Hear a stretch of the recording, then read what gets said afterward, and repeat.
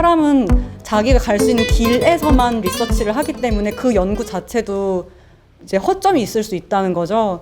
그리고 당시 이제 이건 마찬가지로 주민들이 우리 눈앞에 열목어가 보이지 않는다고 해서 얘네가 다 죽었다고 생각하는 것처럼 우리가 믿는 것 이면에 무언가가 실제 하고 있다는 생각으로 작업을 풀어난 것 같아요. 네.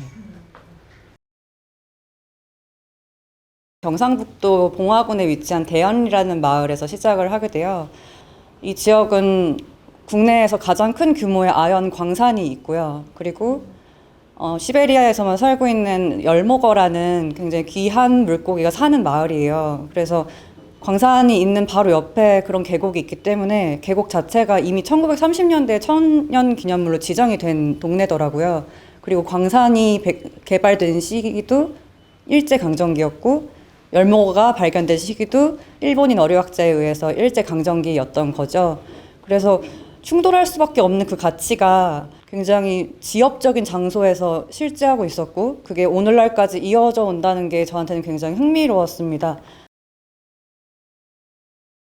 우리가 생각하는 그런 가치라는 게 굉장히 사람 눈에 보이는 가시적인 걸로만 판단을 하는 게 아닐까라는 생각을 하게 되었고 이제 여기에 계신 분들과 얘기를 하면서 이 이야기를 가시적인 이런 작업으로 풀어내면 좋겠다는 생각을 하게 됐습니다.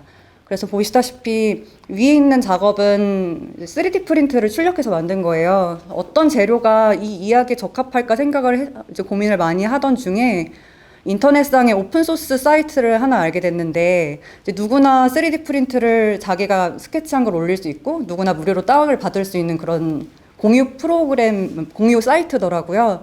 거기에다가 이제 키워드를 입력하면 사람들이 생각하는 어떤 게임이나 아니면 또 영화, 그다음에 뭐 어항을 꾸미는 사람들, 실생활에 쓸 수 있는 어떤 개인이 만든 개발한 그런 오브제들 그런 걸 올리는 사이트였는데 거기에 이제 제가 생각하는 키워드들을 입력을 해보기 시작해요. 이 계곡에는 무슨 일이 있었을까?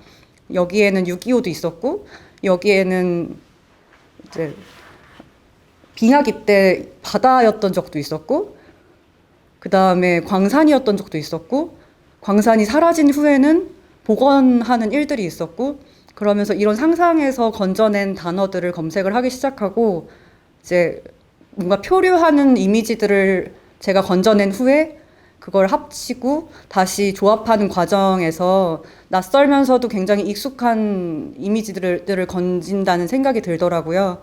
그래서 위에는 마치 굉장히 귀한 수석 혹은 뭐 나무 이런 것들이 장식된다는 생각으로 작업을 했고요.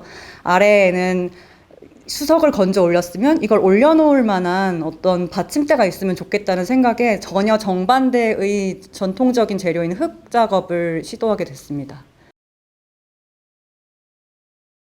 시각적으로 부각되고 테크닉이 부각되는 작업인데 그 안에 들어가 있는 내용을 어떤 식으로 더 풀어낼 수 있을까라는 질문을 많이 받곤 하거든요. 아무래도 저도 공예과를 졸업을 하기도 했고 요즘에 굉장히 많은 공예 작가들이 활동을 하다 보니까 그런 질문을 받는 것 같아요. 저의 전반적인 작업의 시작이 이렇게 특정 지역이나 특정 사건들 그리고 개인적인 굉장히 구체적인 이야기에서 시작을 하다 보니까 사실 시각적인 작업 이전에 그런 이야기를 서사를 먼저 엮는 작업이 앞서고 그걸 찾아내는 재료나 테크닉을 찾아내는 방식이 제가 찾아본 리서치에서 건져내는 경우가 많더라고요. 그래서 그런 점이 뭔가 제 작업만이 가지고 있는 독특한 부분이 아닐까라는 생각을 하고 있습니다.